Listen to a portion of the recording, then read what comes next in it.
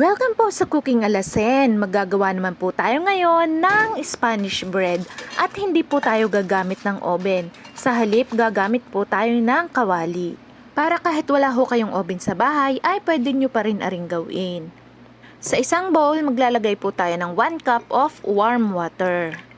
Next naman po ay 2 tablespoon ng sugar. Inyo lang ho aring i-dissolve sa ating maligamgam na tubig. And then, maglalagay po tayo ng 2 teaspoon ng dry yeast. Areho ay paalsahin muna natin ng mga 10 minutes. Set aside muna natin at gagawa naman tayo ng ating dough. Kailangan po natin ng 3 cups ng all-purpose flour at saka pinch ng salt. At saka ho natin ilalagay yung ating kaninang ibinabad na first mixture. At 3 tablespoon ng vegetable oil or cooking oil. At saka isang itlog. I-mix laang ho natin aring maigi hanggang sa mag-form na ng dough.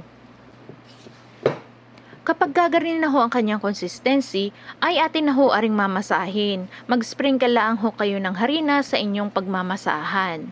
Maglahid na rin ho kayo ng oil sa inyong kamay para hindi ho didikit yung ating masa sa ating kamay. At inidlaang ho natin arin ng mga 8 to 10 minutes or hanggang sa maging soften na yung ating dough. Atin nyo ho aring i-window test. Kapag kaganin na ho at hindi siya napupunit, ay okay na ho are.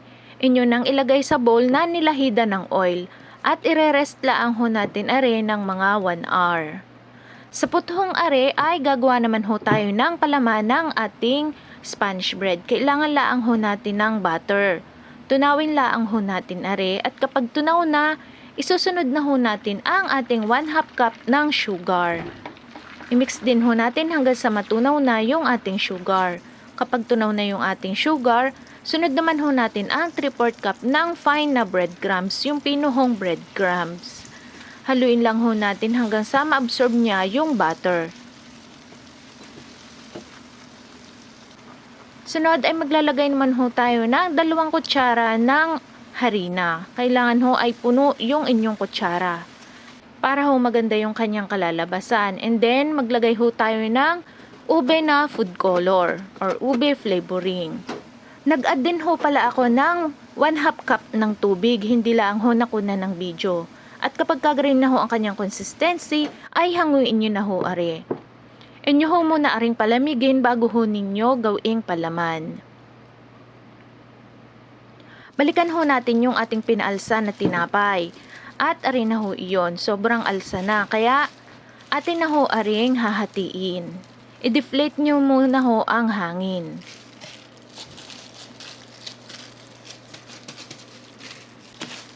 Inyo lang hong hatiin sa gusto ninyong laki.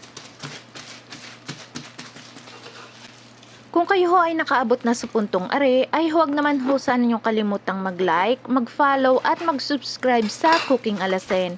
At i-hit ang notification bell para updated kayo sa mga bago nating upload na recipe.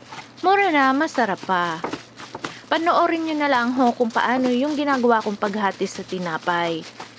Bale, ang nagawa ko hong hati din ay 15 pieces, pero medyo malalaki ho iyon.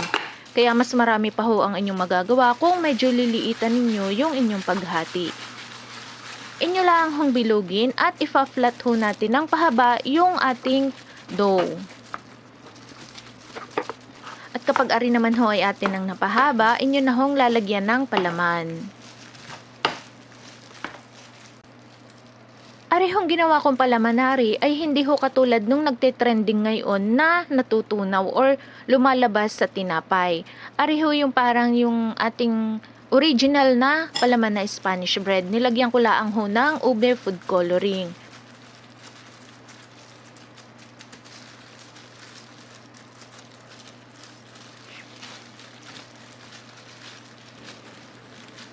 After ho natin aring mabilog ng garne, ay sunod naman ho ay pagugulungin na natin sa fine na breadcrumbs. Gawin nyo lang ho ang proseso sa lahat ng ating tinapay. At arin ho yung ating nagawa. 15 pieces ho aring nagawa ko sa 3 cups na harina. Pero medyo malalaki ho ari. Paalsahin nyo ho muna ng mga 15 minutes. And then saka ho ninyo ilagay sa ating kawali. Ari ho ay hindi ko pa napainit. Takpan laang ho ninyo at buhayin nyo ho ang kalan sa pinakamahinang apoy. Lutuin nyo laang ho ari ng 20 minutes. Both side po ang pagluluto. After 20 minutes, inyo na hong baligtarin at lutuin nyo pa ho ulit ng 20 minutes para yung kabilang side naman ho ang matoast. Kaya kahit wala ho kayong oven sa bahay, ay pwede pa rin ho kayong makagawa ng Spanish bread or kahit na anong tinapay. Basta pag gusto, may paraan. Pag ayaw, maraming dahilan. At arin na ho yung naluto natin na Spanish bread.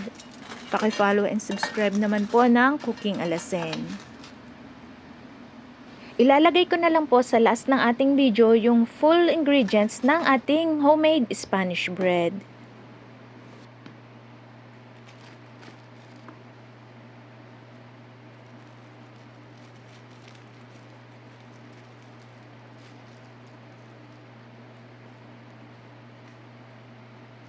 Thank you po for watching.